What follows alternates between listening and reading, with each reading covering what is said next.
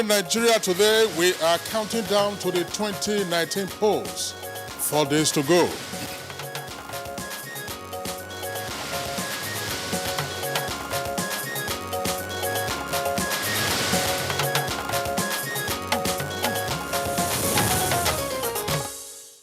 It's 4 days to go, and Nigerians will determine who leads the country for another 4 years.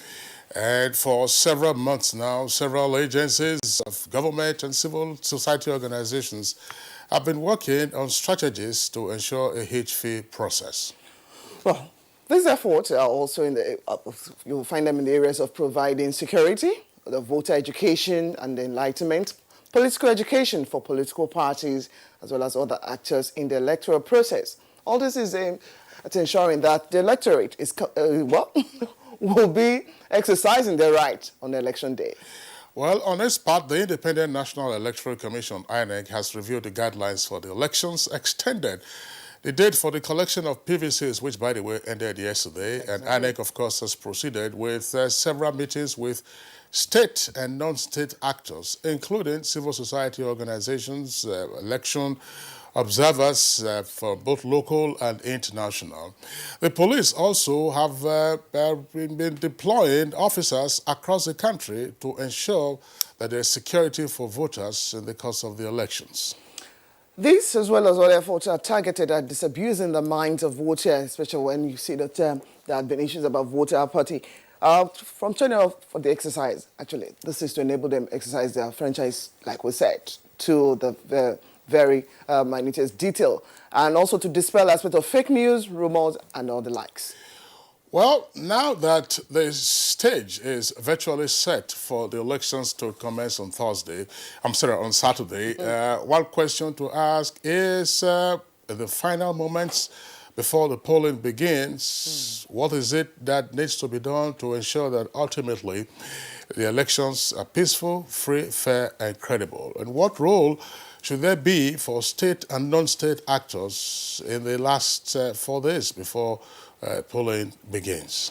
Pertinent questions, really, Kingsley. And this is a focus on Good Morning Nigeria for today. Thank you for joining us. As usual, we'll bring to you our companion segment. By the way, this broadcast is beaming live on Africa's largest television network, the NTA. My name is Blessing Abu. Welcome to today's edition.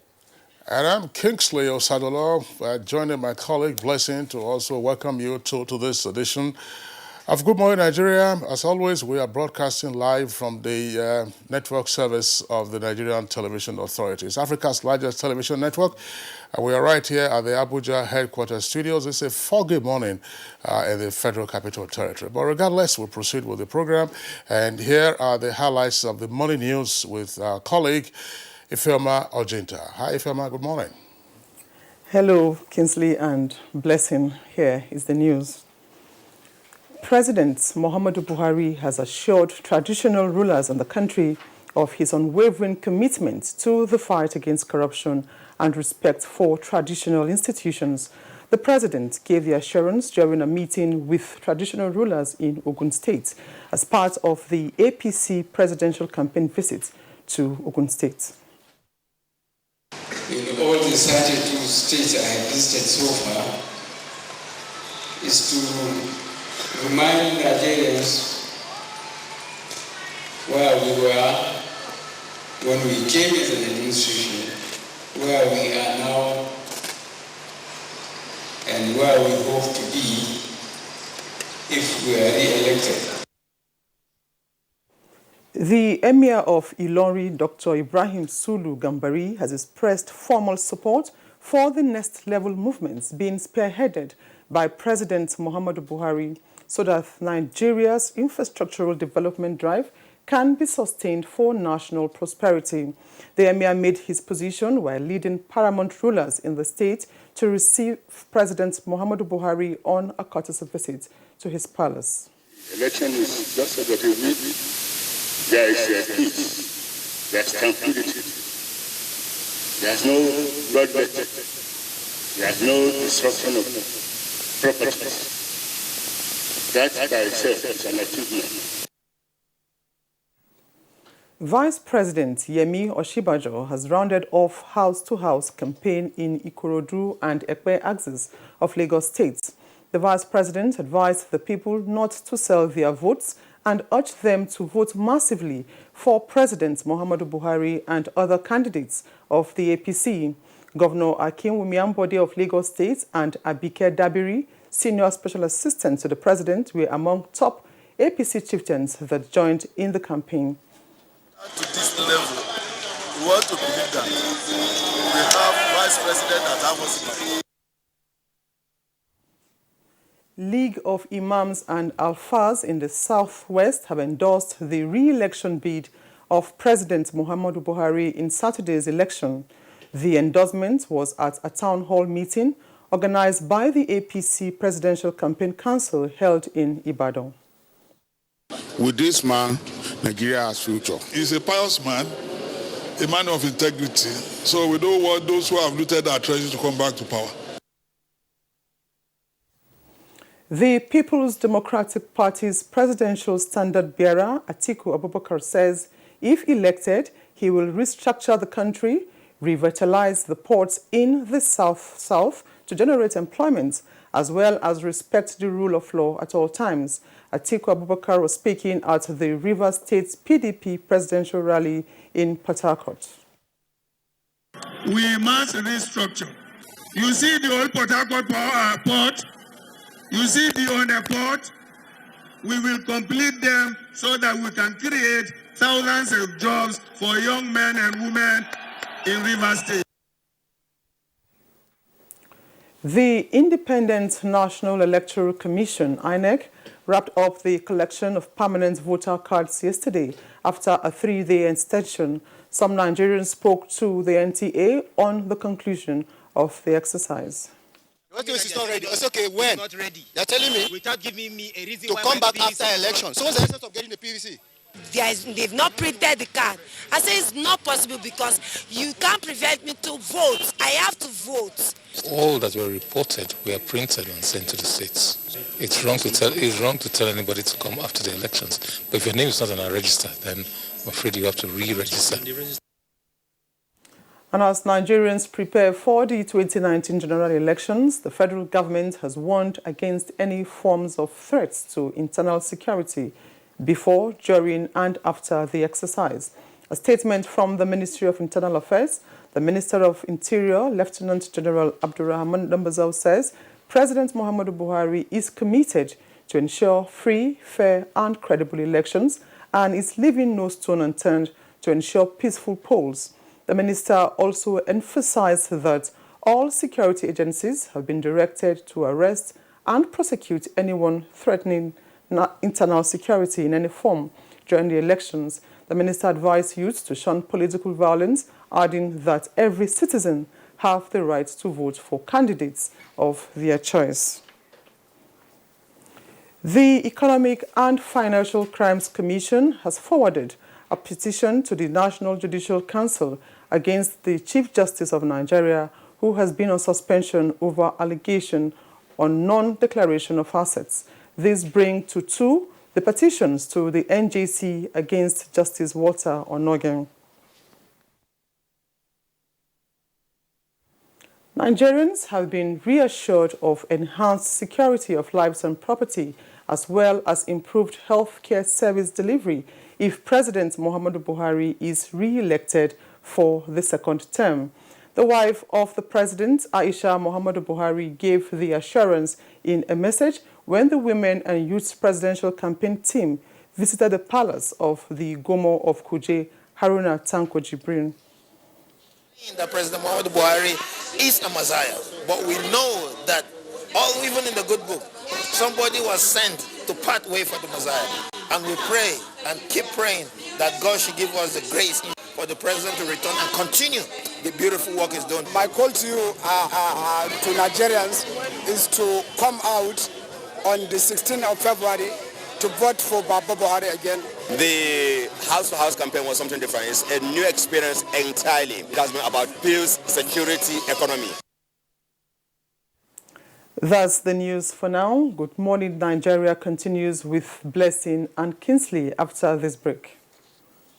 Unemployment, notably youth unemployment, features strongly in our party's manifesto.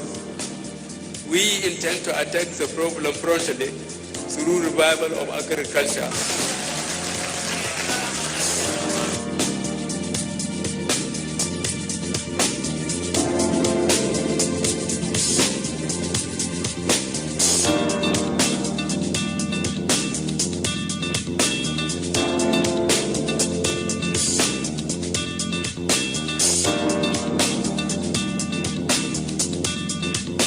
The 30K is going a long way. Actually, I bought an acre of land for 60K like 2012, and presently I have a cassava farm and a yam farm.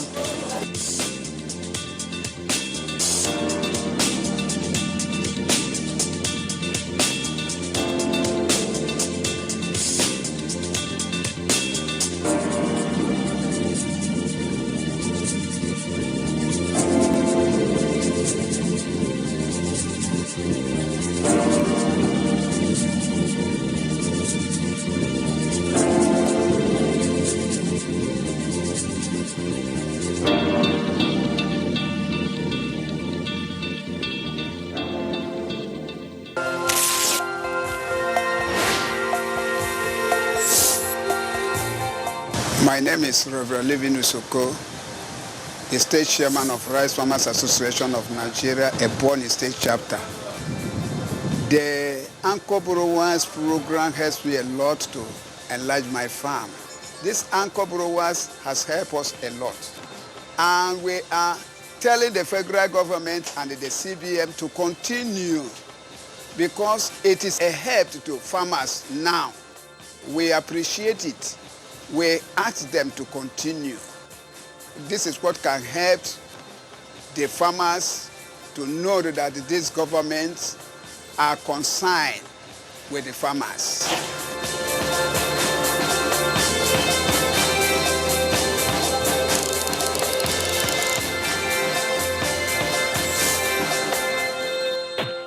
Manager people, make we make the right choice, yo. Make we vote for a man of integrity. Hey, so make we gather together and make this change. Work, my people of Nigeria. Together we go carry Niger to the next level. Niger don't decide. Vote Baba Buhari.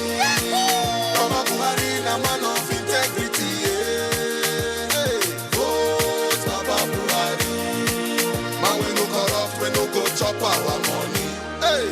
Agriculture to the next level, fight corruption to the next level, roads to the next level, electricity to the next level, railway to the next level, empower to the next level, we got money. For good health we go, Baba Buhari. My people, for the next level. ABC, next level. Naija people, make we all come out to vote Baba Buhari. This message is from Buhari Next Level Group. When I was a little girl, I loved spending time with Mum and Grandma cleaning the house. I was so excited to sing in the choir. And your shirts are always so white. I knew what Mum's secret was. Today, I'm a modern woman that still trusts the secrets passed down to me. It's Jik, of course. The original trusted bleach, which can be used all around your house for amazing results. Shh, it's our little secret. It's no secret. It's Jik's best ever extra whitening power. Just Jik it. For decades and after successive administrations... Can I have the remote, please? It's time to watch my favorite channel. I'm so sorry, my dear. I really need to continue watching this program on the Nigerian economy. All this talk about our economy, Seth, what is really going on? A lot has happened over the last 3 years. Really?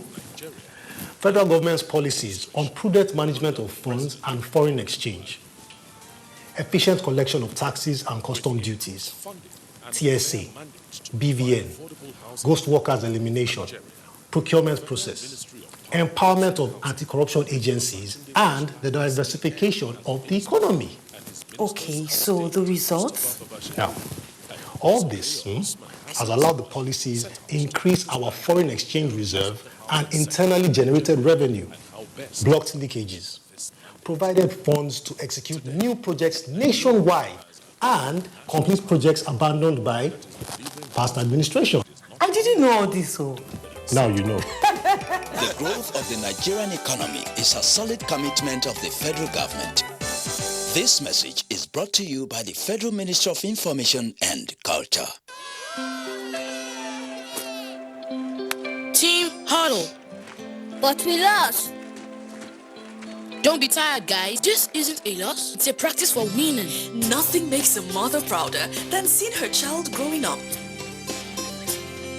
But I know as he learns to lead, he'll face even more dirt, germs, and risk of illness. That's why in changing seasons, you need strong Dettol protection. Because Dettol protects from up to 100 illness-causing germs. Growing up needs Dettol protection.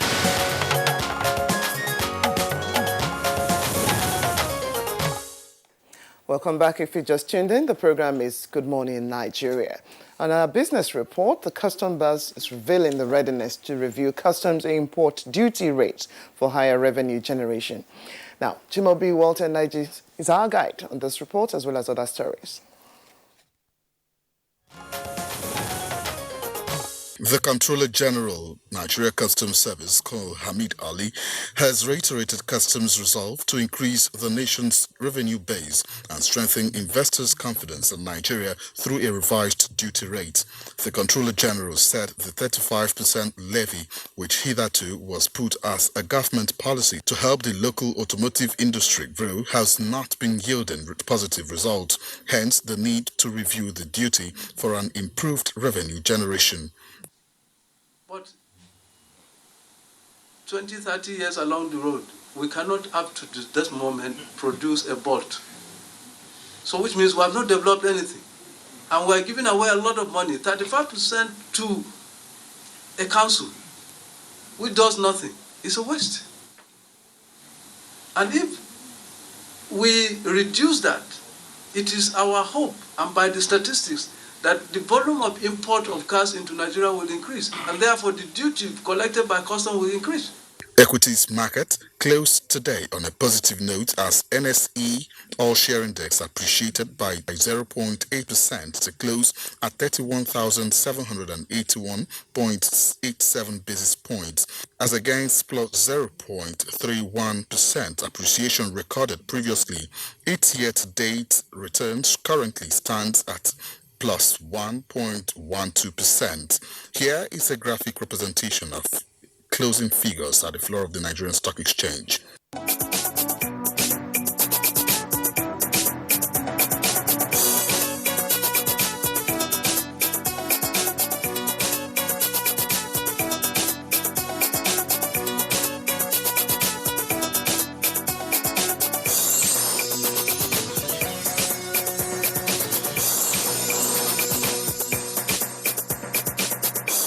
With business news, I'm Chimobi Walter Naji. Thank you very much, Chimobi, for the update on business. Next on Good Morning Nigeria is Newspaper Review.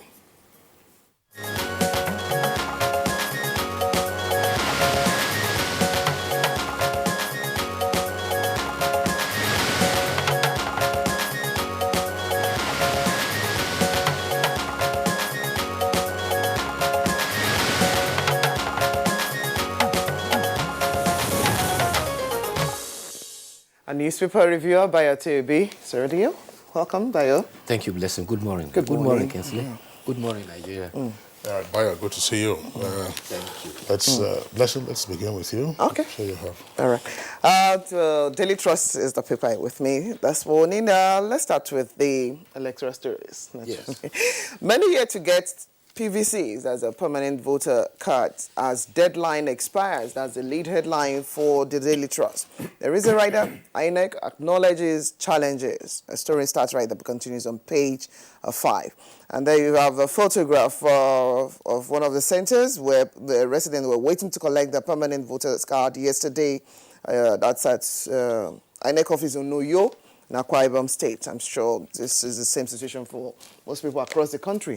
That's the same yesterday. Okay, that's it about electoral matters. Just above that story we have EFCC arrest ex-SGF Babachir Lawal, also arraigns him today, as is captured, but the story you find on page 4. On Noggin, as the appeal court, I beg your pardon, appeal court hears case today as NJC CCT resume Wednesday. Same page 4 will give you details of that particular story. Kingsley? All right, I have the Daily Sun newspaper. Daily Sun newspaper from top to bottom. We'll just take all the headlines.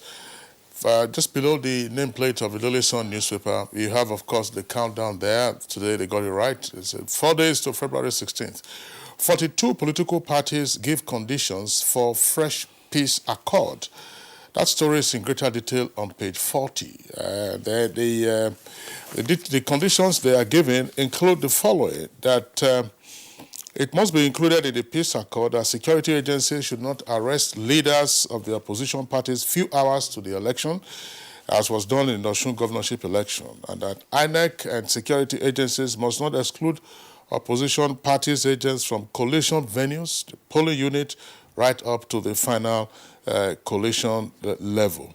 And it says also that accreditation must be done with party agents physically monitoring the identification of the voters. Those are some of the conditions the 42 political parties are given for them to endorse the Fresh Peace Accord, which is intended to be signed tomorrow. Now, back to the stories on the front page of the Daily Sun. Again, federal government wants U.S. on elections with a rider. Buhari campaign team blasts envoy. That's on page 6.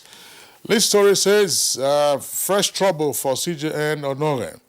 NJC issues him fresh query to unveil final decision tomorrow. Judicial independence under threat, says UN. That's on page 6 in greater detail.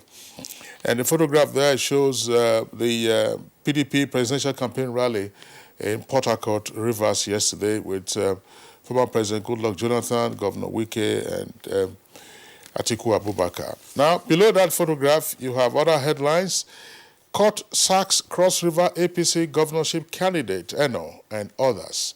And orders INEC to recognize Usani's faction, pages 4 and 5, in greater detail. EFCC arraigns ex-secretary to the government of the Federation, Babachi Alawal, today. That's on page 4.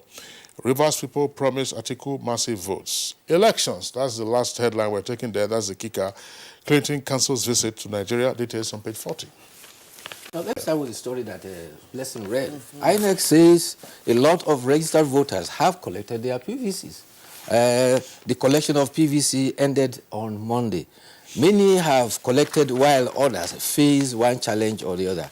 With the stopping of collection PVC, INEC says that the PVCs will be accounted for and will be deposited at the Central Bank of Nigeria. After the mop-up, the uncollected PVCs will be compiled by resident electoral commissioner and collated. INEC will announce the number of PVCs that were not collected. Meanwhile, 2,979 PVCs that were burnt at Isiala-Ngwa, Abia, and 5,987 that were burnt at Kwampan in Plateau State. There was also non-sensitive material that were burnt in Plateau. However, INEC Federal Commissioner says those affected will have to sign a register with the resident electoral commissioner. They are to present their TVCs, temporary voters card, for reproduction of their PVCs. Whether that will meet the current election that is due in less than 5 days' time is something to be seen. Meanwhile, the commissioner for election observer team has arrived in Nigeria. That is for the Commonwealth Observer Team. They are headed by the former Tanzania President Jakaya Kikwete. Last week, former President of Liberia, Ellen Johnson Sirleaf, also led the delegation for the ECOWAS monitoring team. INEC has engaged the Economic and Financial Crime Commission, the Financial Investigation Unit, to track campaign funds of all political parties for 2019 election. In this regard, the National Broadcasting Commission, the Nigeria Communications Commission, the Center for Social Justice, as well as the Nigerian Police Force and 4 other organizations are to work with as an interagency campaign finance monitoring group. INEC National Commissioner Antonia Okosi-Simbina says newspapers, radio and television advertisements and billboards will be checked to verify campaign spending. Campaign financing will be published after elections. Now, going to the courts, the Economic Financial Crime Commission is to arraign former Secretary to the Government of the Federation, Babachi Lawal, today. Daily Sun reports that the SY Secretary to the Government of Federation is to be arraigned before an Abuja High Court presided over by Justice Okike. Meanwhile, the National Judicial Service Commission has named a committee to review the responses to the petition given to the suspended Chief Justice and the Acting Chief Justice of Nigeria. In the same vein, the NJC gave 7 days to Justice Walter Onoge to respond to a third petition now that's coming from the Economic and Financial Crimes Commission. The Preliminary Complaints Assessment Committee appointed by the NJC is to report to the Judicial Commission on February 13th. Justice Umar Abdullahi, former president of the Court of Appeal, is the interim chairman of the NJC. Meanwhile, the United Nations Special Rapporteur on Independence of Judiciary has condemned the suspension of the Chief Justice of Nigeria. Well, let's go to the foot of the Daily Trust. 2 other stories there, which we bring to our viewers today. Like Kano PDP campaign office set ablaze. That story is on page 7. That's at the foot of the Daily Trust. Kano PDP campaign office set ablaze. The federal government earned 1.662 trillion naira from oil block license renewals and royalties in 1 year. More details about that on page 17. Kingsley, other stories with you? I've taken the stories on the front page. Let's take a look at the editorial. The editorial is from the New Telegraph. You'll find that on page 15. And, well, just before we go to the editorial, just at the foot of page 15 of the same New Telegraph, there is a cartoon that says, "I don't need your money." Here, a robber actually confronts a voter, or well, let's assume it's a voter. So, "I don't need your money. Where is your PVC?" That is a hands up. But just above that, now let's get to the editorial. Now it's saying no to electoral violence. That's the editorial. Bayo. Yes, no to electoral violence. The atmosphere is charged, but political parties are not helping matters. Like you read earlier on now, a campaign office of the People's Democratic Party was set ablaze in Kano. Only yesterday, while the APC was having its rally in Abeokuta, the APM members who say they have endorsed President Muhammadu Buhari as their candidate were hurling missiles at the podium yesterday. And the concern is all not far-fetched. It's because of the tension that has mounted in the country. Concerns have been expressed by traditional rulers and religious leaders, all of them appealing for peace and for patience for people to vote in an election. Our international friends have also lended their voice to necessity for peaceful election. And the editorial is saying that for all intent and purposes, no effort should be spared to ensure that the elections of Saturday, February 16th, and that of March 2nd are violence-free. True. We need the peace more than ever. Yes. Now, everyone needs to be at peace with oneself. Before, during, after, and post-elections. Yes. Nigeria will continue to exist for everyone, despite the desperation of it. All right, Bayo. Thank you very much for coming on today's edition, and tomorrow is another time to see you. See you tomorrow. Thank you. That's it for the newspaper review. We'll take a break now. When we return, it will be time to do the countdown. It's 4 days to go for Saturday's polls. Speech is not a joke. It incites genocide and crimes against humanity. Most of Africa's civil wars are caused by hate speech from one tribe against another. We don't want it here. The Nigerian government stands firm against hate speech.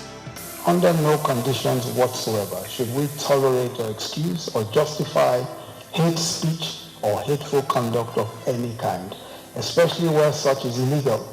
There is no doubt that the resurgent push for separatism, as well as the rising cases of ethnic and religious disharmony, are all traceable to the growing phenomenon of hate speech. One nation bound in freedom, peace and unity. Nigeria, one nation, one people. This is a public service announcement brought to you by NTA. Nigerian youths have seen the positive effects of the Anko Borrowers program of the Buhari administration, which has improved the country's food security. The homegrown school feeding program is catering for over 9 million pupils, engaging and empowering cooks and farmers. What about the 10 billion naira youth entrepreneurship support project to empower youth with startup loans for businesses? We connect to the next level as more than 1 million market women, traders, artisans and farmers from all over Nigeria are getting empowered through interest-free trader money scheme. Nigeria is proudly in the list of top 10 reforming economies in the world, moving 24 places upwards in the World Bank's ease of doing business. We are making progress. The deaths from terrorism in Nigeria has dropped by 80% according to the Global Terrorism Index. Nigeria is making progress in the fight against corruption. The whistleblowing policy has helped recover looted funds. The enforcement of TAC brought about fiscal discipline, transparency and accountability in government revenue. Power generation and distribution in Nigeria has improved tremendously. The off-grid power project has not gone unnoticed. Nigerian youth, let's connect to the next level. This message is powered by Dr. Tony Nwoye, Director Youth Mobilization Presidential Campaign Council. Here you go. Madam. That's it. Those nails are enough. Hi, dear. Helen! You've got so much even after spending so little. Savings is such a necessity. You save everywhere, but here, you lose it all. How? With this? Impossible. New Tika Apic 10X. Even after applying up to 1 liter of your solution multiple times, You won't get the same cleaning that Apic gives you in a single round. and the expense? Far less compared to your 1 liter of solution. New Tika Apic. Top in cleaning, Top in savings.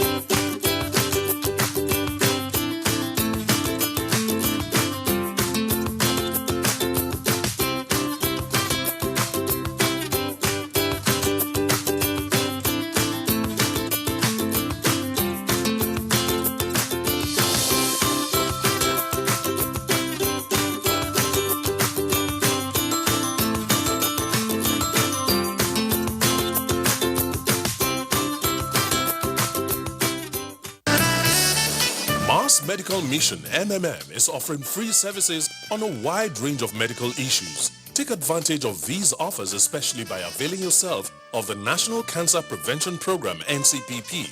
You can do so by coming for our Wellness Wednesday program at 31 Bode Thomas Street, Surulere, Lagos every Wednesday from 7 a.m. You also have the opportunity of seeing the specialist and getting expert opinion on any health issues that may have been bothering you. Are you preparing to get married to your sweetheart? Then we have a pre-marital health program that will help you ensure that you start your married life on a healthy footing.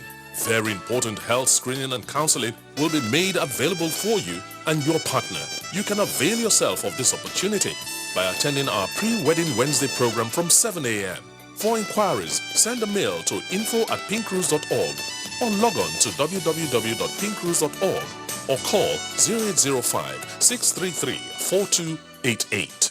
Mission Pink Cruise, taking wellness to all.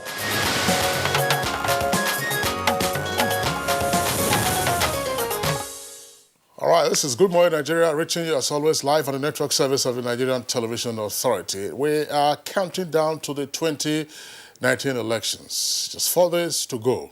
And of course, we have guests with us in the studios to discuss issues pertaining to the general elections which begin on Saturday. First, let's welcome Professor Abdullahi Shehu. Professor Shehu, of course, a familiar face on Good Morning Nigeria, is a former Director General of the ECOWAS Intergovernmental Action Group Against Money Laundering in West Africa, otherwise known as GIABA. Professor, Shehu, pleasure to have you again on Good Morning Nigeria. Thank you very much. It's my pleasure.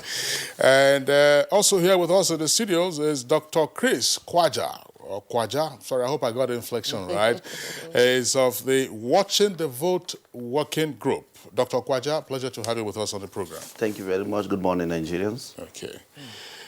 Also here, of course, another familiar face on Good Morning Nigeria and a visible face in the course of election observation, Esther Uzoma. She's National Coordinator, Proactive Gender Initiatives, the barrister at law.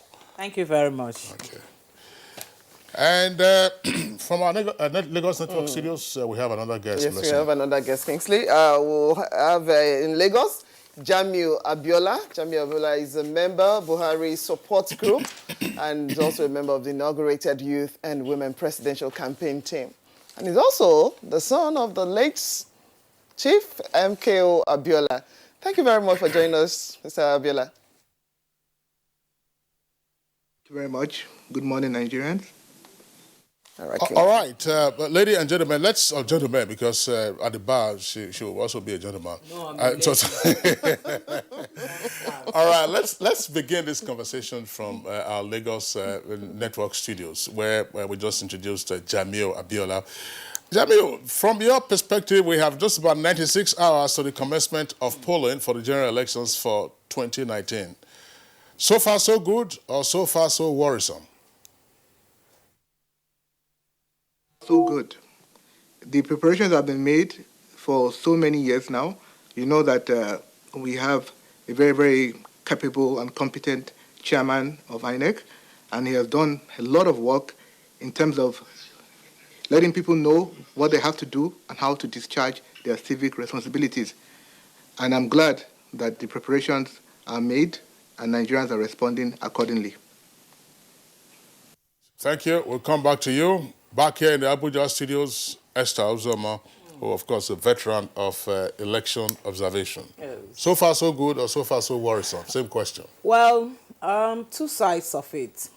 On the part of INEC, fantastic. The INEC we have now, we've never had it before. To the extent that, we have resident electoral commissioners who are drawn from the civil society. All right, we have not had this particular INEC before. Look at the things, that was put in place. First of all, for the next, forever, we now know when elections will be held in this country. That is fantastic. Look at the arrangements they have made so far. All right, and then look at the enthusiasm. Nigerians are willing. Everybody wants PVC. Let's get involved. All right, and then look on the other side of it.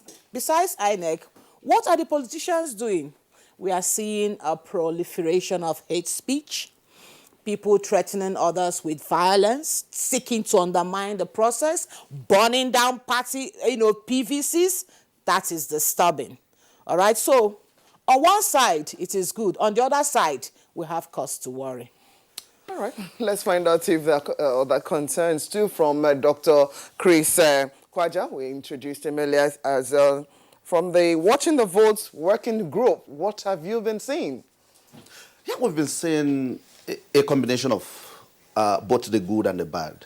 Okay. The good in terms of the preparation on the part of INEC, the good on the part of the enthusiasm amongst Nigerians who are willing to vote because they believe that by voting on Saturday, they fulfilled one of their fundamental obligations of ensuring peaceful transfer of power from one regime to the other. On the bad side, we've seen... Are you making an assumption with the last clause you just said? I mean, that's the incumbent in seeking re-election. Yeah, peaceful transfer of power from one regime to the other does not in any way depict the fact that I'm making a very conclusive statement about a change of government. I'm talking about transfer of power from one regime to the other. It can be the incumbent continuing. It can also mean the incumbent losing. So it's that transition, it's both. The other part in terms of the bad signs has to do with the issue of hate speech that my sister talked about. We've seen politicians utter statements that are capable of undermining the electoral process, that are capable of breaching the peace. But for me, the most important point about hate speech is who is affected. When politicians make this speech, the average Nigerian is the worst hit. When they make this speech and people die, people are injured, it's the poor man that dies. It's the poor man that gets injured. Because most of these politicians are well protected with security. They are living in fortified buildings where violence will not reach. And I think it's for Nigerians to begin to organize themselves along the path of resisting any attempts by the politicians to drag them into environment or atmosphere or conditions or situations where violence become a currency for them to engage one another. Okay. Because the average amongst Nigerians, which I call the bottom millions, there are common indicators that unite them: poverty, unemployment, uncertainty about the future. Okay, thank you very much, Dr. Chris Kraja. So let's get to Professor Abdullahi Shehu. You've listened to your co-panelists here, and for you too, as a professor of political science, you've seen the terrain, you've watched the terrain, and of course elections have been forever here in the country. What seems to make 2019 giving people such trepidation, such frenzy? Well, first of all, I would like to thank you for inviting me, and to correct the impression, I'm not a professor of political science, I'm a professor of criminology with political science background. Every human being is a political animal. Well, so far, so good. The terrain is okay. It has the stage is already set. The first important point I would like to make is that the world is watching Nigeria, expecting that Nigeria will now consolidate the great achievement it has achieved, the great achievement it recorded in 2015. In other words, in terms of political transition, we have made significant progress. We have made quantifiable progress.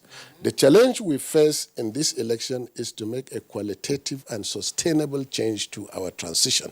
In other words, to ensure that we improve the quality of our election. And by improving the quality of our election would mean that we will need to look at those things that will make an election dented. And what are they?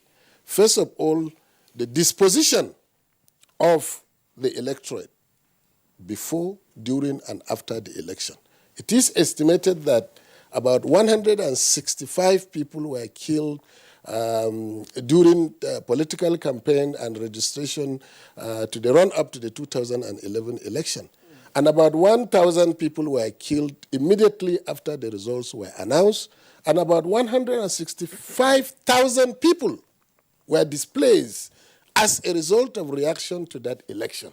So if we have these statistics in our hands, what do they actually speak to us in terms of managing a credible election? My sister said, well, everything is perfect with INEC. I'm happy to hear that, but I do not think that it is good to, it is okay to say that everything is perfect. There is a proverb in my local dialect that says, until we see it on the ground. We saw it on the ground in 2015, and it reduced the cost of litigation. There was no violence. So to a large extent, that was a credible election. And it acquired credibility as a result of the key elements of a democratic election: fairness, transparency, okay, credibility that it acquired. So the moment an election is free and fair, I don't know who defines free and fair, but at least the common indices of an election being free and fair is for people to see that justice is done, because justice is the important defining element quality of an election. So if there is fairness, if there is justice, and there is transparency, I can tell you that there will be no single case of violence. But violence, we have to understand it in the context as a function of weak and corrupt institutions. When the institutions do not do their work very well, that can lead to violence. And as she commended the INEC, I take opportunity to also commend my former organization, the EFCC, for the wonderful work they have done to try to reduce the influence of money by ensuring that there is effective financial surveillance in both the financial system and on the road. So to that extent, I believe that we are going to address some of the problems with political party financing, and we hope that the election is going to be fair, free, transparent, and credible. All right, Professor Abdullah Ishewu, thank you very much for your opening salvo. We'll return to you shortly. Now, we know that INEC registered some 84 million voters. We're not sure what numbers we have now with regard to those who have collected their PVCs after the close of the deadline yesterday. But last week, that was on Thursday, a Good Samaritan picked up a PVC that obviously was lost. It was lost at an ATM point, and it belongs to Mary Nkiru Okeke. That was at Garki 2 here in Abuja, Nigeria's Federal Capital Territory. It was lost on Thursday, and we have it here with us at the NTA. If you are Mary Nkiru Okeke, please come forward and pick up your PVC. This is the PVC I have in my hand right here. The details, of course, are right there. I understand that we can zoom on it and then get it. The PVC belongs to Mary Nkiru Okeke.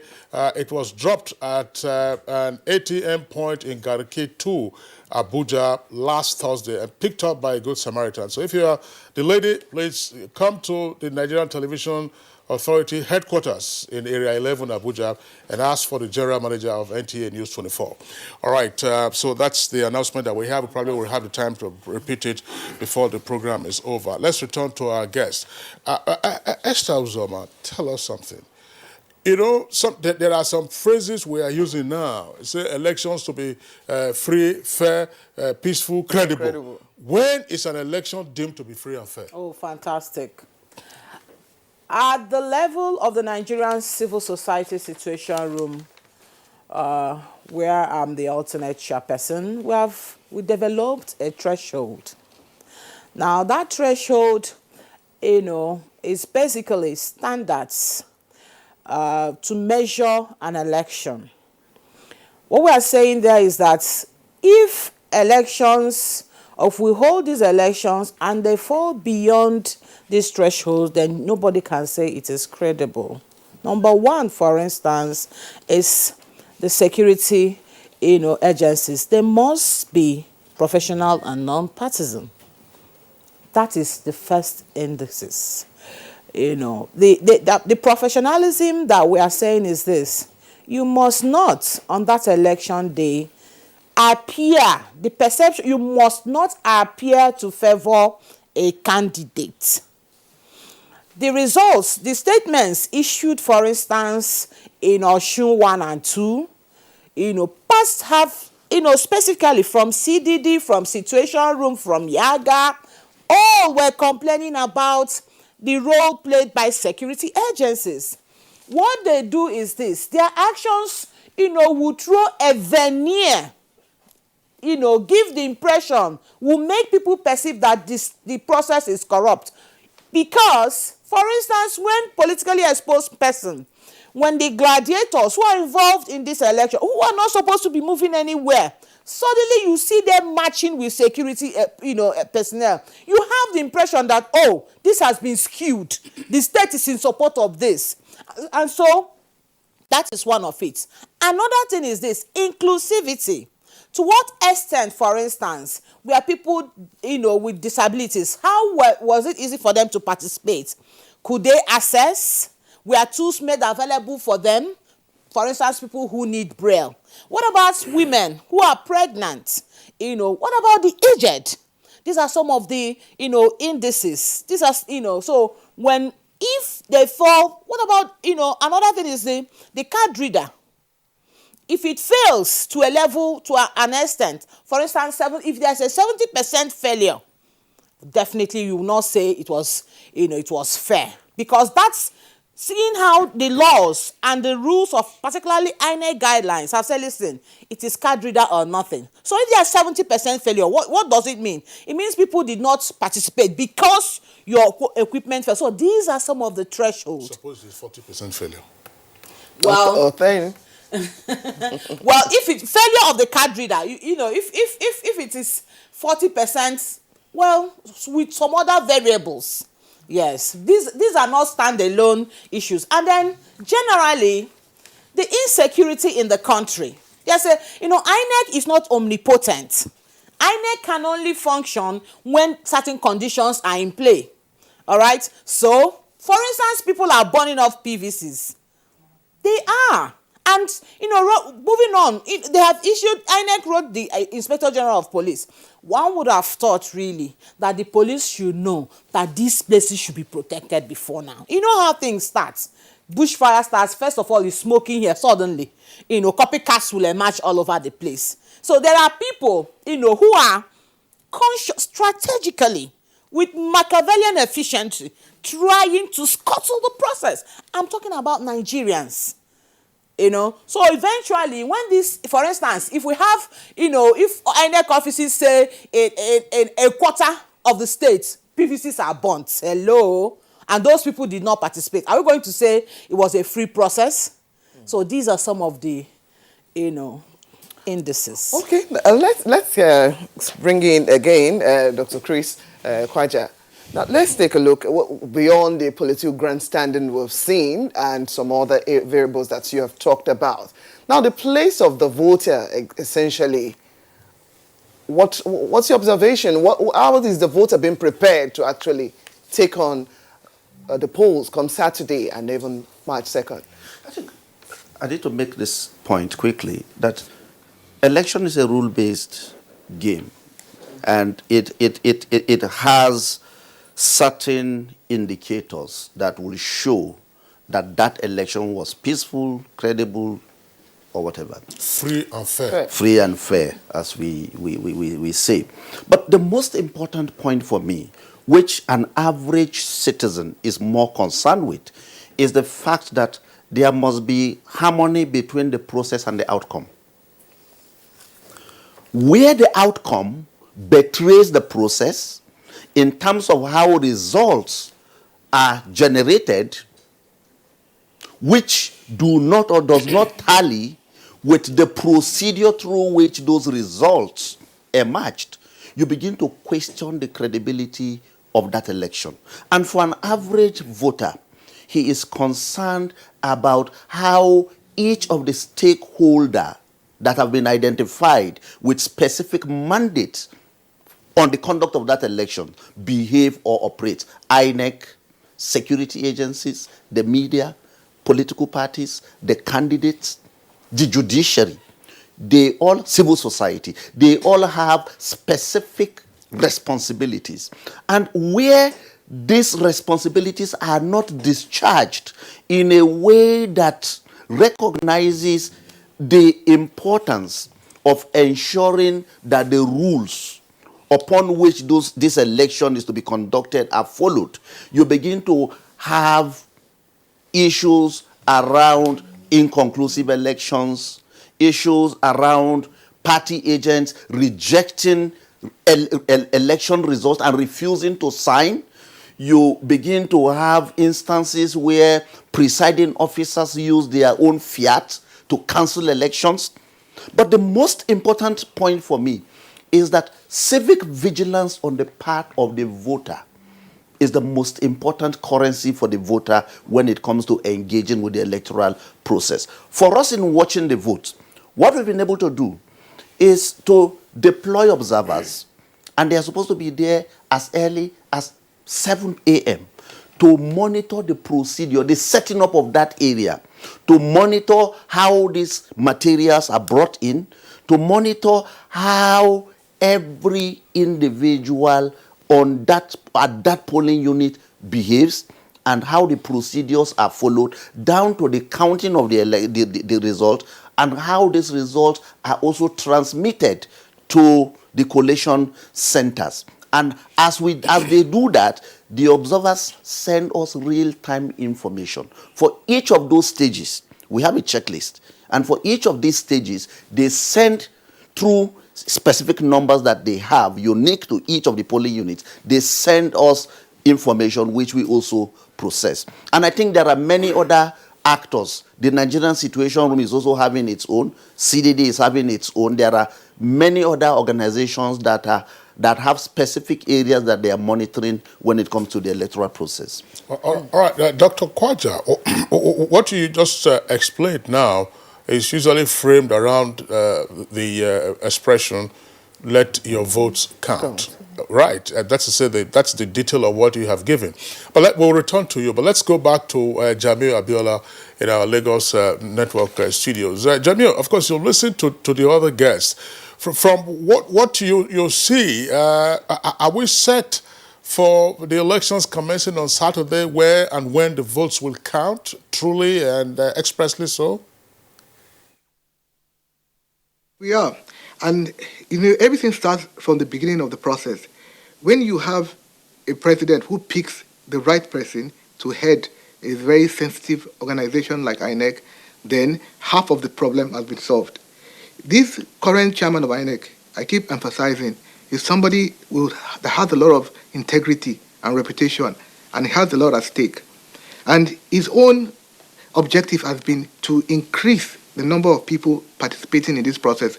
That is why initially they went around registering more voters, and we now have additional 3.8 million voters added to the voter register. And he didn't do it alone. He actually involved the civil society through the civil society situation room. So if election is going to be fair and fair, it is not just the day of the election that we look at. We look at all the preparations that were put in place even before the election. Then we also, as a former guest spoke about EFCC through Mr. Magu, what he has done in terms of tracking the funds and making it more difficult for money to play a role in this election. All along, when we've been having bad elections in Nigeria, it's because of the fact that we have allowed money to play a role that is not supposed to play. Money has been used to manipulate from the very beginning. But as we all know, this administration has made it clear that money will not play a role in this election, and which is why for the first time in Nigeria, we have an election that is more tilted towards ideology. People know who the candidates are. Voters have been informed. They've been enlightened. So now, money is playing less of a role. If we don't achieve that, there's no way we can have credible polls in Nigeria. So I'm very happy about the preparations before, not just at the day of the election, because if those preparations are not made and they're not firmly made, there's no way there's going to be any impact on election day. And of course, we'll leave the rest to God. But I know that this election is going to be free and fair because we've already seen the signs of it months before the election. Some people are getting nervous. Some might think they might not win the election, so they start playing the role of alarmist, bringing up things that might not come to place, just to kind of like manipulate ideology or manipulate the mood. But I know that with all that is on ground, definitely it's going to be a fair and fair election. I'm very certain about that. All right, Jamie, still with you. Yes, you raised so many issues. You talked about the process also, what you've seen so far. Now, we've had elections where we have things being characterized in different forms. We've talked about issue of inconclusive election here, and then we've talked about even money or votes buying. Of course, we saw that last year in some of the elections that were taken. And for now, we're still having some trepidation about what to be. There's still so many uncertainties.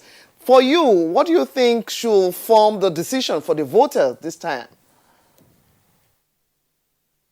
Voters have to know that their vote is not only going to count for them, it's going to count for generations to come.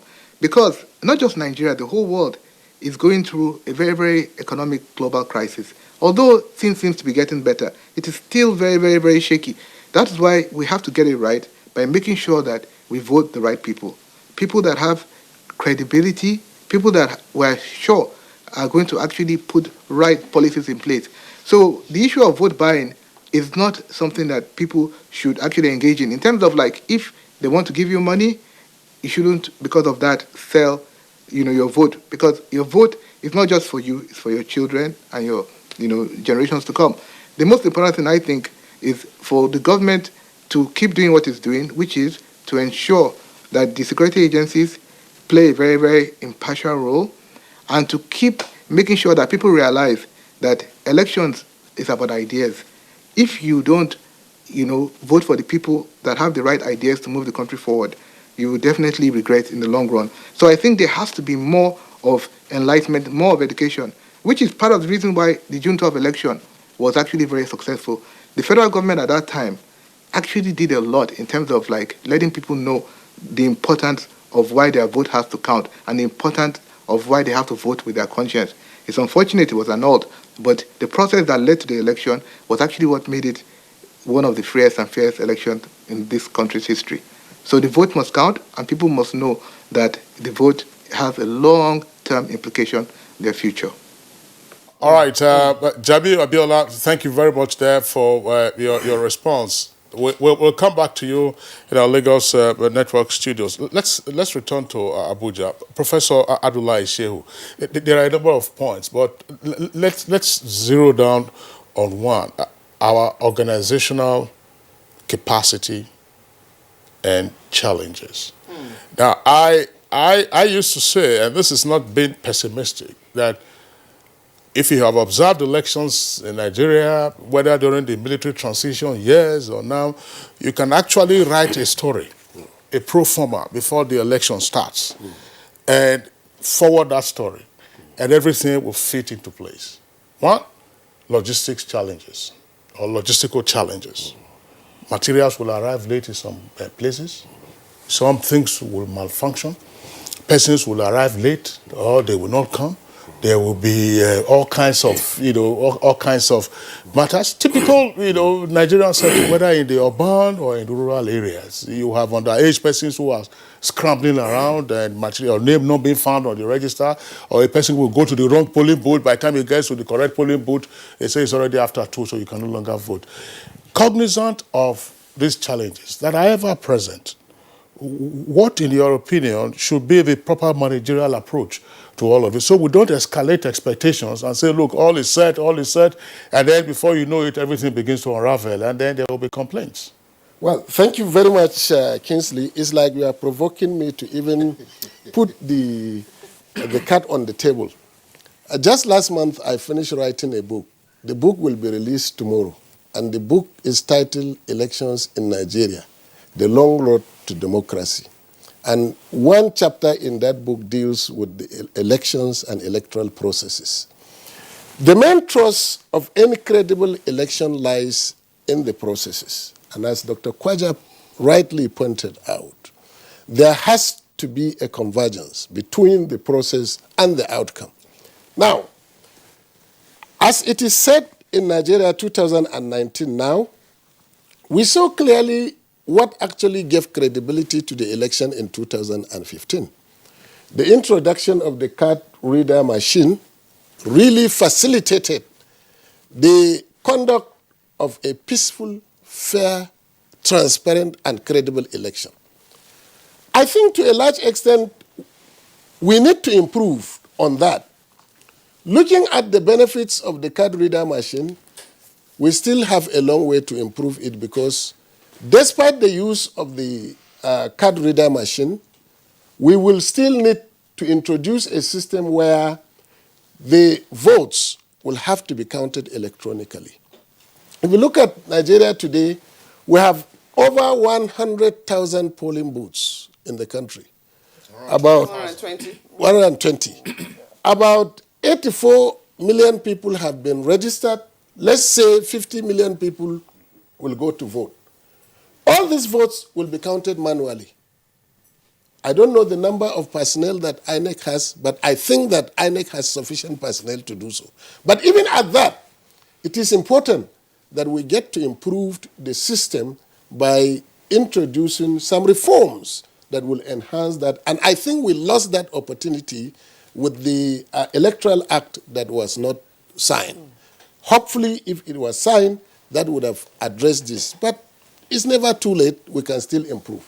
With regard to the preparedness of the electoral body, again, everything centers around the electoral body. It's like a football match. There are 22 players in a football field.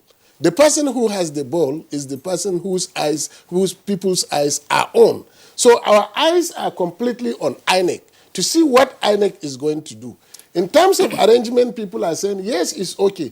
But at the same time, we should not ignore the alarm, the so-called alarm people said some people have raised with regard to the various forms of electoral malpractice that are identified in the book.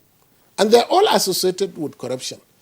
Rigging, for example, many people have expressed their fears with respect to potential rigging. But who is rigging who? You never can tell. Because the opposition party are raising alarm about rigging. The ruling party is also raising alarm about rigging. So we don't know who is rigging who. But this is an area that potentially all election monitors will need to focus on to see whether there is element of rigging. Rigging in what form? Now, the other thing is, somebody said, well, because the INEC person, chairman, is a man of integrity, we need to see the integrity on the ground, as I said, because we have not conducted any presidential election under the present INEC chairman for us to conclude that he will either improve on the record set by Professor Atairu Jega. We saw it in 2015 clearly that Jega made a mark, not only in Nigeria and indeed in Africa. We look forward to what Professor Mahmoud will do, and we hope he will do better, and that will be a mark to say that, yes, we have improved and we have consolidated on our electoral process. Now, the other aspects of preparedness, how the materials are moved from one place to the other. Because when people are crying who about maybe being rigged out, it's not just the thumb printing of ballot papers that is rigging. Where some voting areas are denied access to the voting materials, that is one of the greatest dangers, one of the greatest risks that could undermine the election. So we live to see that. And it is important that we have more observers in place who can raise alarm. But will people respond to the alarm? So all these are issues that will determine the fairness, the transparency and credibility of the outcome of the election and the general acceptability of the election that will reduce all the tension that people anticipated will arise. Let me pose that question that I just asked a moment ago to Esther Ozoma.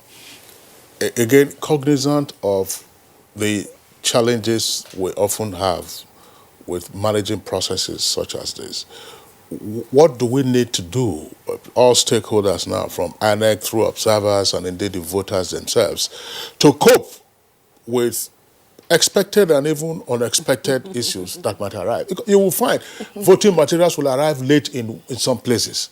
You will find, they didn't bring the right materials, they didn't bring the right ballot papers, they did all kinds of, what do we need to do to manage that so that the issue doesn't arise, oh, they're already rigging us out? All right. In Oshun 1, logistics, we didn't have logistics challenge because I was involved. But the fact of the matter is, it is very, very possible, considering that logistics, INEC is dependent on third parties. Do you know that if, for instance, road traffic workers, if they decide they're not bringing their vehicles, they will ground the elections? Oh, definitely. Because, this is an institution that is existing in a shaky framework. Our systems don't ordinarily function. Okay? But on this very day, we expect everything to be perfect. Our systems don't ordinarily function. You pay a cab driver, listen, come by 7 a.m. He strolls in by 10. All right? And how then do we manage it? The key to managing all these excesses that might occur on this our road, is that it lies on the citizen. Nigerian citizens, I urge you, when you go out in the morning with your PVC to vote, even if the polls do not open on time, stand there. Even if the polls, for whatever reason, let's even assume the worst, that the people who were supposed to convey materials and they didn't come on, they were 5 hours late. Don't go. Because if you stand here with your PVC, what we are doing now, because part of the work we are doing is mandate protection. If you stand there and wait with your PVC, eventually the polls will open, even if they didn't open on time. But if for whatever reason at all, they do not open on time, and you get tired and leave, whoever is engineering that late opening would have succeeded. But if you stand there, in 2015, for instance, people in Warimpa were voting up to about 12, 11 a.m. They just stood there. So it is, we must rescue this country if you are interested. Not only will you vote, you stand there and watch. Stand there and find out. We must be interested in the, we cannot leave it to the political class. So if forever, whatever reason, so many things can happen. It doesn't open on time. Hello? Just stand gidigban with your, now here, we die here. No, you won't die. No, you won't die. It's a phrase. So stand there with your PVC. We did the wait. Yes. We did the wait. Esther, thanks a lot. The point you just raised now about reliance on third party for logistic issues. Actually, in 2015, we had Professor Atahiru Jaga on Good Morning Nigeria, and of course the FCT, then REC. Well, they had some issues with logistics and had to do with the transport unions. Yeah, there was a breach of contract, but I think they were able to tide it over.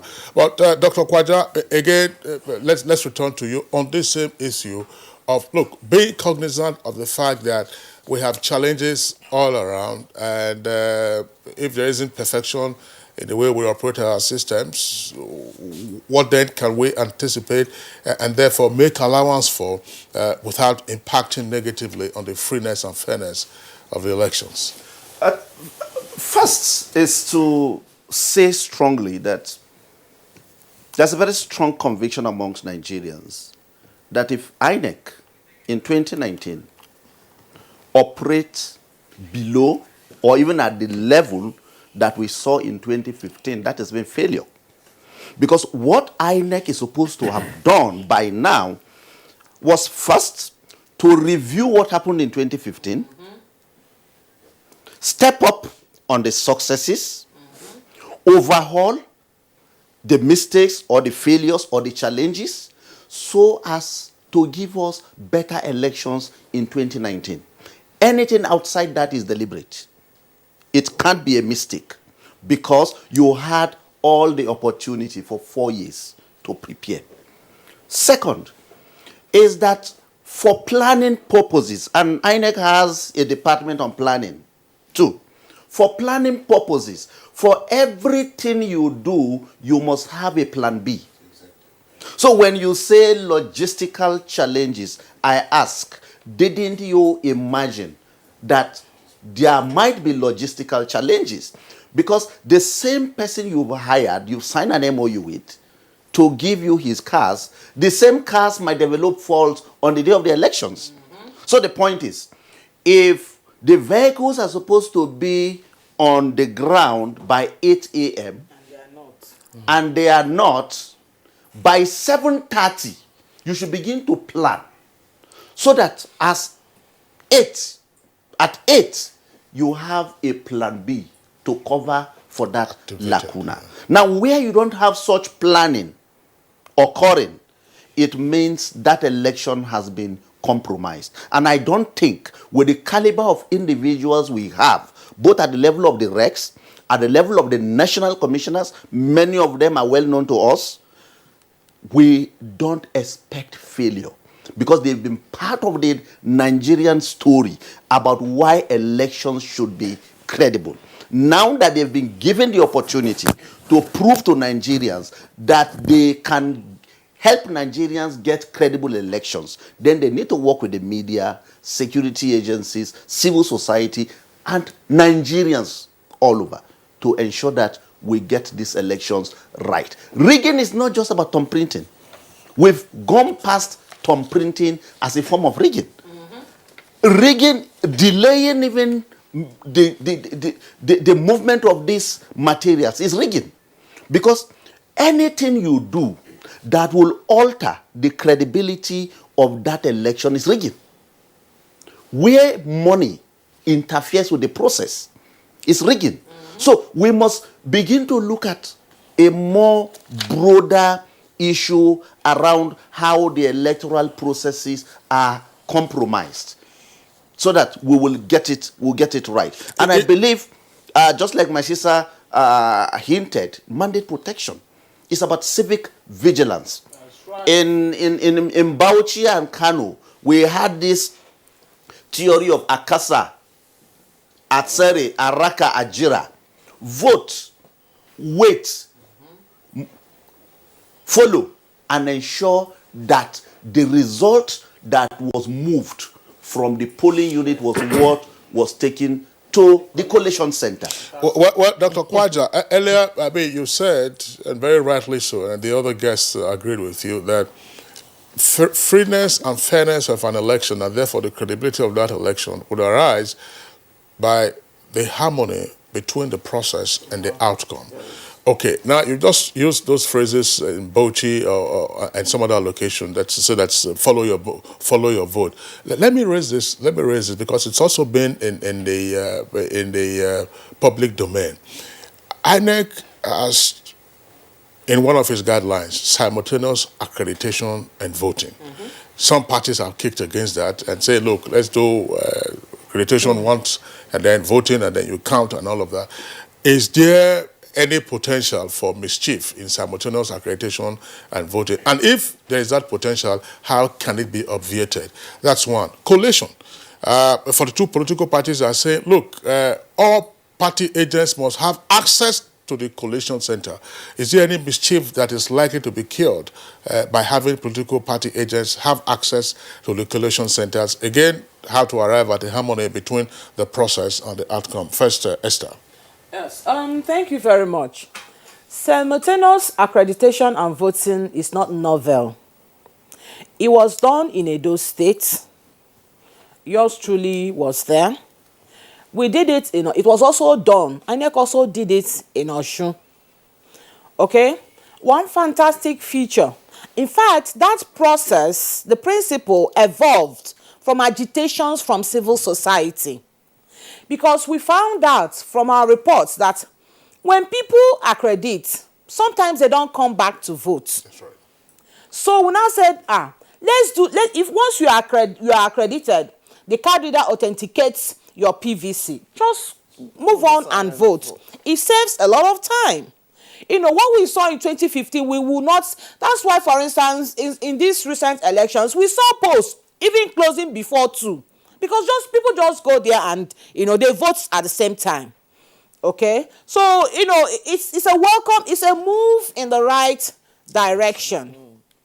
And for the results, the people's results, from EC860E, it's always pasted, displayed. Even INEC guidelines, listen, it will be displayed once you vote. Stay there, and that's your own PU. They will collect and paste it. Take pictures.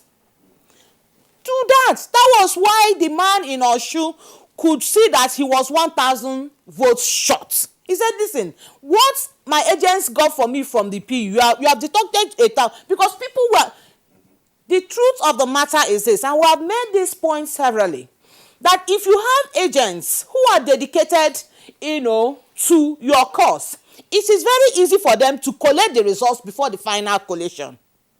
And it's also very easy for them to contest the results when figures do not tally.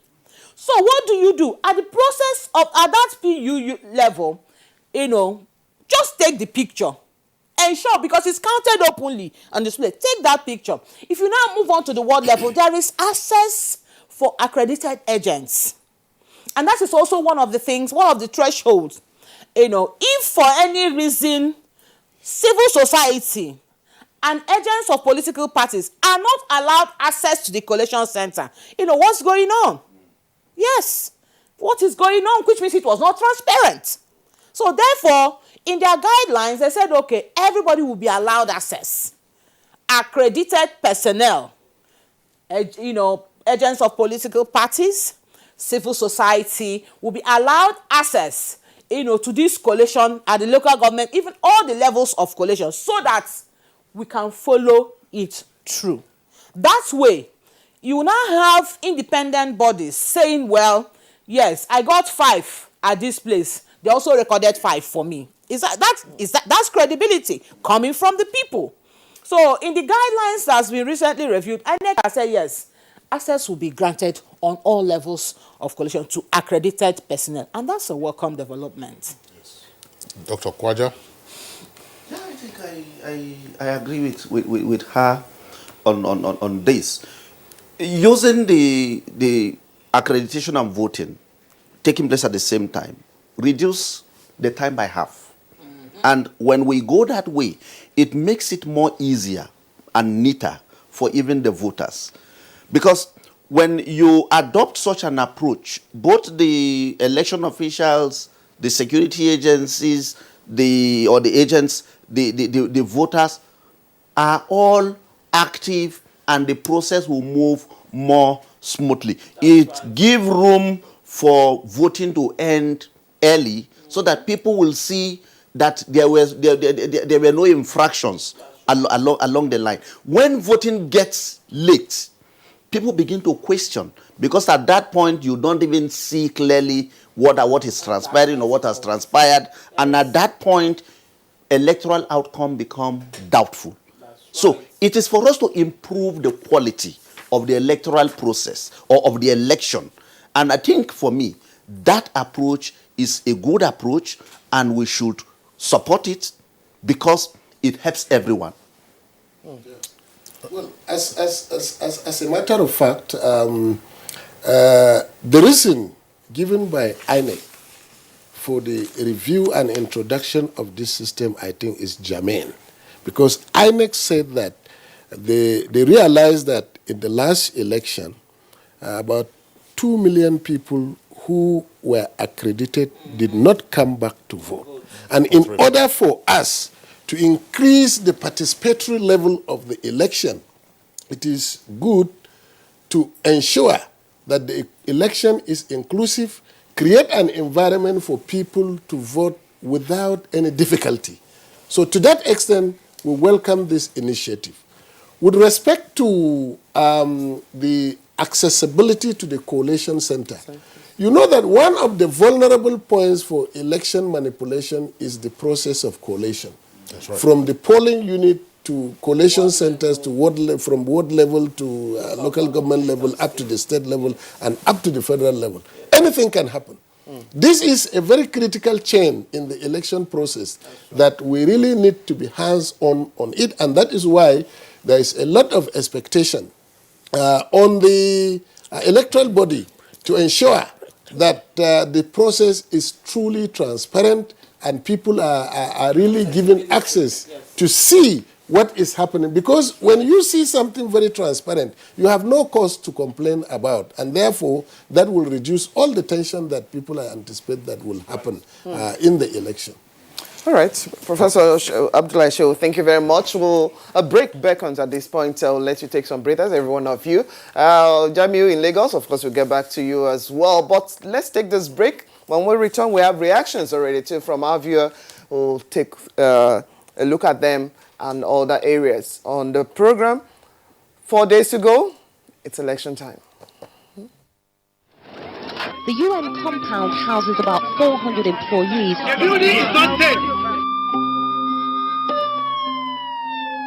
The Nigerian capital Abuja is still reeling from Monday morning's rush hour bomb. If the group did carry out the attack, it would be one of its worst. 2 suicide bombings in Nigeria. One targeted a convoy carrying Nigeria's main opposition leader. Gun attack on the central mosque in North Nigeria's biggest city, Kano.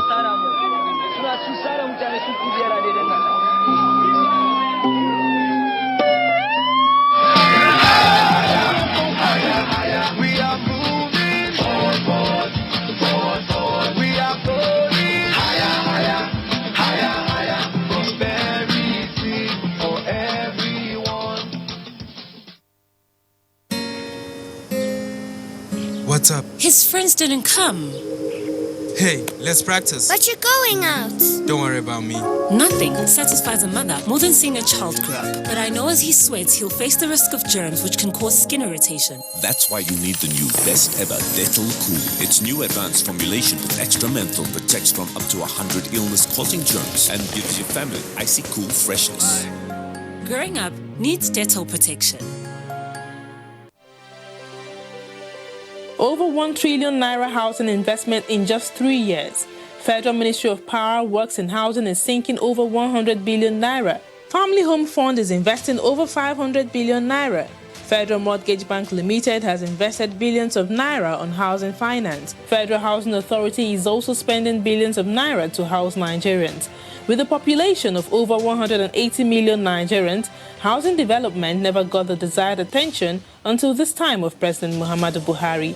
While shanties and dilapidated buildings characterized Nigerian landscape in the past, the Buhari's government now is sinking billions of naira for inclusive housing for all Nigerians. For 16 years, the Federal Housing Authority had no single finance from the federal government, but within 3 years of President Buhari, the Federal Housing Authority is back on site, building houses for Nigerians. Supporting Mr. President is a support for more houses to Nigerians.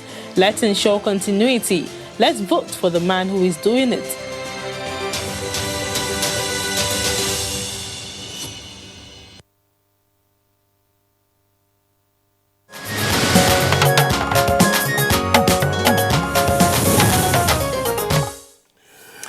Welcome back. If you just tuned in, the program is Good Morning Nigeria, and we still have our guests seated, both here in Abuja studio as well as the guest in Lagos, that's Jamiu Abiola. The tweets, we'll look through them now and we'll continue the conversation. From Ibrahim Modu Aji is a tweet: 4 days to go, intense environment with voters who are enthusiastic towards the exercise, towards exercising their civic rights. Politicians are busy maneuvering to ensure victory and the electoral umpire making last-minute preparation. With all this, let the national interest rule our personal interests. Now, Husseini Baba made tweets. Now, from all indications, he writes, the 2019 elections will be violence-free, looking at the way INEC is seeking partnership with the Nigerian police. Okay, from Festus Akimboyewa, he says, INEC and security agents must be neutral and ensure that we conduct a credible election. Voters should shun violence, and after voting, they must wait patiently for the official announcement of results and ignore any fake announcement of results.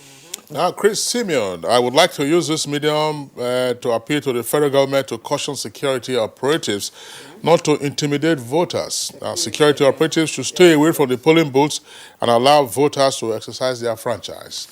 All right, those are some of the tweets that we are taking. And one more time, just to announce again that we have in our possession here at the Nigerian Television Authority a PVC belonging to Mary Nkiru Okeke. The PVC was picked up at an ATM point in Gariketo, Abuja last Thursday, and the Good Samaritan, of course, gave it to us to announce. His name, the name again is Mary Nkiru Okeke. If this is your PVC, please come to the Nigerian Television Authority NTA headquarters in Area 11 here in Abuja. They ask for the General Manager of NTA News 24. Yeah. Mary Okeke, your PVC is here with us at the NTA. Come get it. You must vote. So that you can vote on Saturday. Okay. All right. Thank you for at least for that social work for Nkiru Okeke. Now let's return to Jamiu in Lagos, Jamiu Abiola. Yes, we looked at so many areas of interest, and for everyone who is still having such uncertainty that this election has come and it must hold and it must be free, it must be credible, it must be fair to all concerned. Tell us more, what other things that you've seen, at least from your group, as well as other areas of concern that we must look into, be it from INEC position, the issue of security. There are other concerns about voter apathy over so many things. What more do you want to see being done as we move towards Saturday's polls? Well, I like people to be objective, and people should be able to like differentiate between fake news and real news. The truth of the matter is, this election has actually been helped and promoted by the fact that for the first time in Nigerian history, we have an incumbent president who is not trying to use state resources to come back or to win an election. I think that's a very, very, very, very significant, factor that we have to keep in mind and that we have to appreciate. Because in the past, politicians don't actually mind using state resources to win election. It's not their money, it's the government money. But this is the first time that we have a government that actually believes that state money is for state projects and elections is a question of ideas, a question of dialogue. Now, going back to what we spoke about when we mentioned the issue of accreditation and voting at the same time, simultaneously, I think it's a very, very, very, very positive step. And the reason is very simple. When we talk about logistic problems and deployment of materials and the fact that there might be delays for one reason or the other in terms of transportation, time is saved when both processes are taking place at the same time. In case there are delays, as opposed to having the system that we used to have in the past in which we finish the accreditation before voting begins, this time around, when we are doing the both at the same time, if there are any delays in terms of logistics deployment, definitely, time will be saved when we do the two processes at the same time. So that is actually an additional advantage of this new INEC guideline. Another thing I find as a source of concern is the fact that INEC complained last week that a lot of parties are not meeting up with the deadlines in terms of forwarding the names of their representatives, because these representatives have to have identity cards issued to them by INEC, and if political parties don't actually forward the names of these people, and at the end of the day, these people are not given access to the venues they want to be given access to, they now blame INEC. But unfortunately, a lot of political parties are not actually meeting up with the deadline. So they have to step up. I don't know whether the deadline has passed by now, but this is like a process in which everybody is involved. So all stakeholders have to do the right thing. Not that they would frustrate the process, and at the end of the day, they will now blame INEC for something that was obviously their own shortcomings. So I urge political parties to forward the names of their representatives at the deadline and to make sure that they actually have done what INEC has said they should do, so as to have an election that at the end of the day, people will not complain and people will not say INEC did not deliver when it was them that made it impossible for INEC to deliver. Thank you. All right. Thank you very much, Jamiu Abiola. Let's return to our guests in the Abuja studios. Professor Abdullahi Shehu, again, one of the features that we find, even though it's in a recession now in our election, has to do with the mechanism of disrupting the process, by which some roughnecks usually will be sponsored to go to the stronghold of their opponents to disrupt the voting, they sometimes snatch ballot boxes, even though that is no longer very helpful, or just cause violence, and then the election in those units are cancelled. So, can this be prevented in any way, or can the impact be mitigated? Indeed, it can. First, we have to identify the specific threats to the election, and we can quickly identify 5. The first one has to do with the role of political talks. Politicians have recruited talks. They follow them during the campaigns. They are likely to disrupt elections in various polling stations. So it's a flashpoint to watch on the role of political talks, even though the Inspector General of Police has already directed that policemen should not escort VIPs.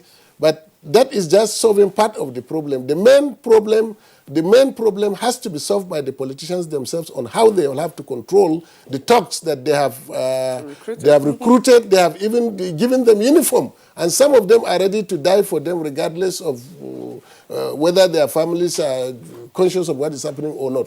That is one. The second line has to do with the politicians themselves, how they conduct themselves, their utterances. You know, a politician is only interested in winning election. He doesn't care what happens. Let me just win the election. Any other thing we can settle.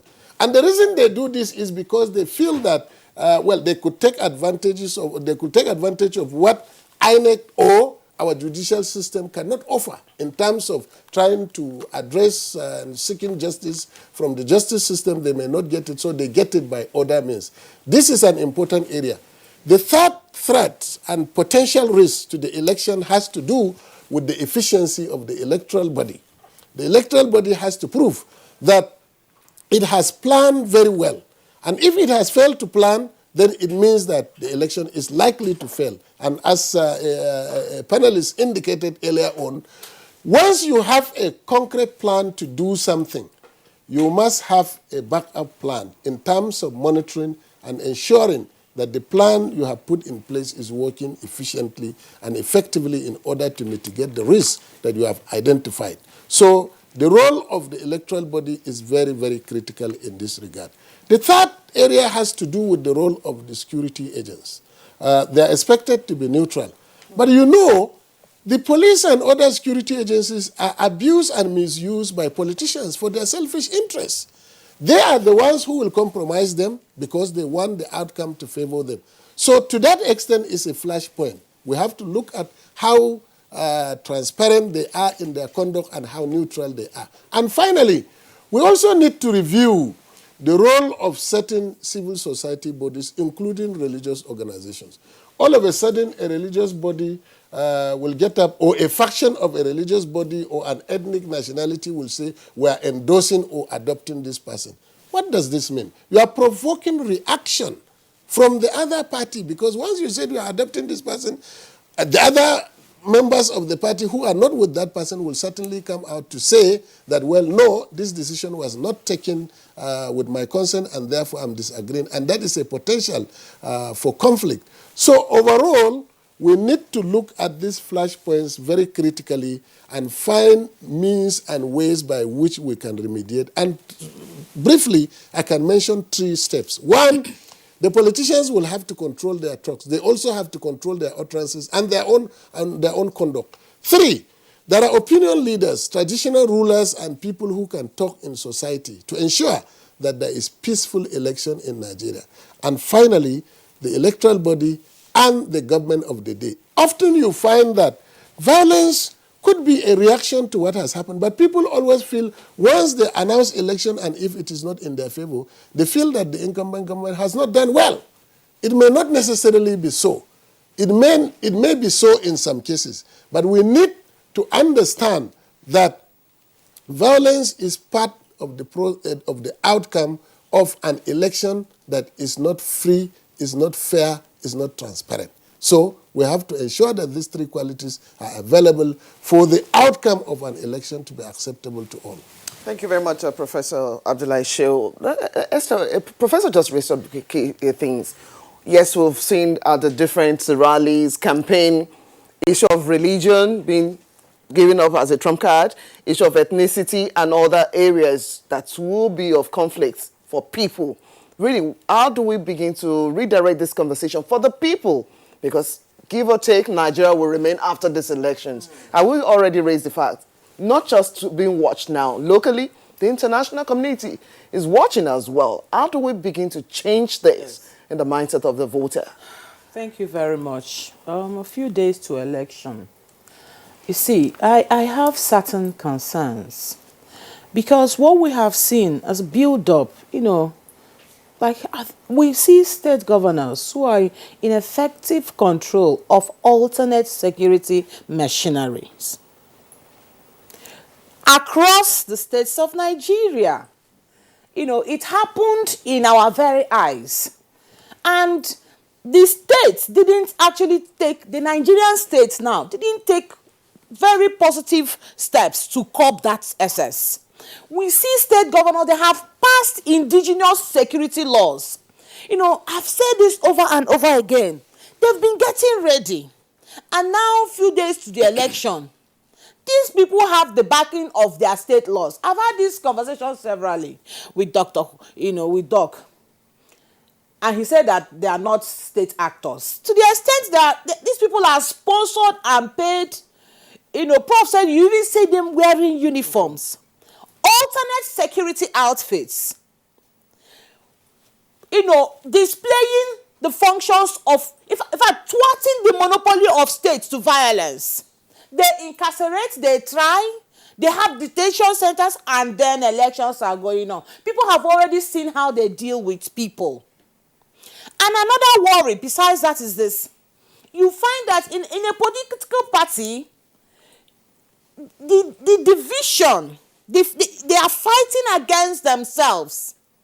I always thought, it's about like, it's the crocodile that eats its own eggs. The crocodile will lay eggs and eat it. What will that crocodile not do to the flesh of a frog if it can eat its own eggs? And we see them telling them, say, listen, if you just come to this place first, I'll show you that I'm the governor. These things are said openly and notoriously and celebrated. Brazilian. Yes. And so, and then we are going to vote in this atmosphere. People know that, listen, somebody has alternate security firepower. Let me just use that. And then we are saying, oh, go out and vote peaceful. But there's a problem. No, but this problem you're talking about isn't widespread. Let's face it. It's not widespread. Yeah. The Nigerian army is across almost 34 states. Yeah, but not necessarily related to preparations for competitive elections. No. What I'm saying is that it started way before now. Where is it not? But in the southeast, southwest, north, where don't we have alternate security? They're called vigilantes. That's where right. don't we have it? Esther, let me pause you. Let me pause you. What you have described now is fine. But we know that we are approaching the general elections on the, if you like, on the wings, unfortunately, of pervasive insecurity, which is why you have the spread out of the Nigerian armed forces in different parts of the country. But it isn't as if these state vigilantes, or by whatever name called, were prepared specifically for election purposes, nor, as you already earlier admonished, nor should the rest of the citizens who are vigilant shy away, from observing whatever they are doing and being conscious of their presence. And we'll pause you there, but Dr. Kwaja, was itching to respond. Yes. Yeah, because last year, we convened a policy roundtable and it was to basically do an appreciative inquiry on the role of non-state security actors with respect to the 2019 elections. Yes. And the biggest question we posed was, will there be instances where individuals and groups that statutorily are not permitted to bear arms will be involved in the elections? And the answer was yes. Yes, because from the northeast down to the south-south, the north-central, we've seen the emergence, the expansion of individuals and groups that are increasingly challenging state monopoly over the use of the instrument of coercion in this country. And with such an environment of insecurity, an average citizen is already afraid. Exactly. Already afraid because if the firepower of an individual that is not permitted to bear arms, but yet is bearing arms and is ready to come forward and protect whatever vote for whoever, it means I am not protected. Now, when we did that, for us, the charge for the security agencies was that the federal government has the sole responsibility to look into these issues. Because by virtue of what we have in the Firearms Act, it's only the federal government and the Nigerian police, to be precise, that will give you license to bear arms. So when individuals are in possession of arms, how did they get these arms? Who gave them the permission? You know what, Dr. Kwaja? Dr. Kwaja, again, I pause you. Because in the lead up to the elections, we've had a series of conversations. We discussed the proliferation of small arms and light weapons and the likely impact. We've had the police authorities who will be part of that conversation. And the non-issuance of licenses, for the possession of such weapons. And indeed, what the security agencies themselves have been doing. There have been a number of seizures, if you recall, by the customs and all that. But can I just say something on that? Very quickly, yes. Now, for me, going forward, we want to see stronger, more robust, more constructive interaction between INEC and the security agencies through the Interagency Consultative Forum on Election Security. Because once that harmony is there, it is easy for the security agencies to work with INEC in addressing many of these issues that we are raising. Okay, well, Professor, I think, well, the point being made about the role of non-state actors is understandable. But in my view, we shouldn't escalate that issue because they have not shown any capability to overwhelm the machinery of the state security in Nigeria. We should put that in abeyance. It's an issue, it's a flashpoint, but it has not reached a point that we should escalate it to overwhelm the police, the Nigerian police, especially in controlling the situation at the voting booths, at the voting stations. That's right. Hang on a second. As we said, we know where there are security challenges in the country. Yeah. I mean, let's face it. This is AMAC, where our Abuja headquarters studios is in AMAC. Are you going to say that voters will be under intimidation by non-state actors? That's very certainly not. And most urban areas, they will try to do so, but I think we can see that the arrangements put in place, the change of security apparatus put in place should be enough to contain that. And we shouldn't escalate that to a point of frightening the voters. That's right. All right. Gentlemen. Let's go to Jamil Abiola in our Lagos Network studios. Jamil, this is, again, another attack because we're talking about lessons learned and therefore what ought to improve on the process. 2015 was a watershed election in this country.